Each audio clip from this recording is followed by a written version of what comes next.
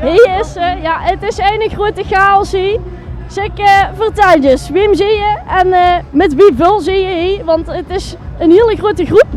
Wacht, ja, die man belt in ons keer, dus ja, die maakt zich bezorgd van wat gebeurt er allemaal. Het is de eerste keer dat er alleen een paar is, dus maar goed, we zijn met grote koor 25, 26 man sterk. We hebben 2 optredens achter de rug.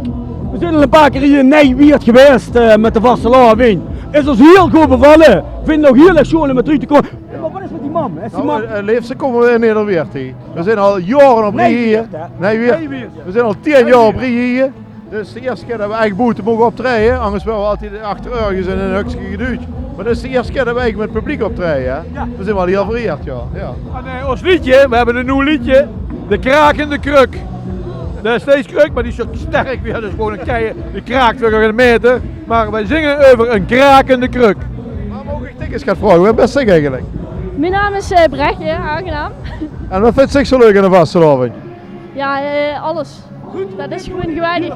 Hey, maar ja, je merkt de chaos. Ik heb een vraag, hè, want met al die chaos, wie zorgt er nu dat iedereen altijd met 24, 26 man op tijd ergens is? Kijk al vandaag.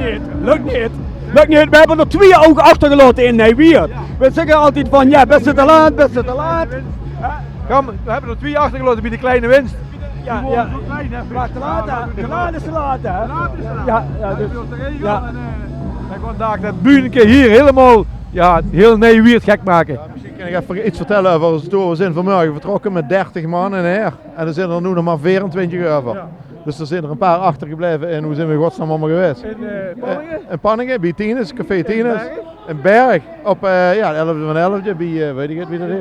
Ja. Dus die zijn gesneuveld. Of die zijn gesneuveld in de kroeg. Ja, de meesten die sneuvelen hier. Die zijn gesneuveld en ik denk dat we straks in de bus terug nog maar met een stuk of 4 zijn. Ja, goed. En ik denk dat ik dan in bij ben. De meesten blijven hier in Nijweert hangen. Maar je hebt er zin in. Ik zie van alles gebeuren hier achter. Ik zou zeggen, heel veel plezier. We moeten nog meer op het Azië optreden, dus dat is wel... maar goed, we hebben veel leuke nummers gemaakt dit jaar, dus dat moet kennen. Ja. We hopen dus met ons gewicht kracht bij te zetten. Dit jaar. Ik denk het wel. Ja, want dat is wel een van de vereisten van ons. Hè? Er zijn er een paar die zijn bij ons gaat zwaarder geworden. Hey mannen, ik zou zeggen, hartstikke bedankt. Heel veel plezier zo dadelijk. En, ik vind dat je het goed hebt gedaan. Dus dankjewel voor het interview. En volgend jaar proberen we nog eens. Ja?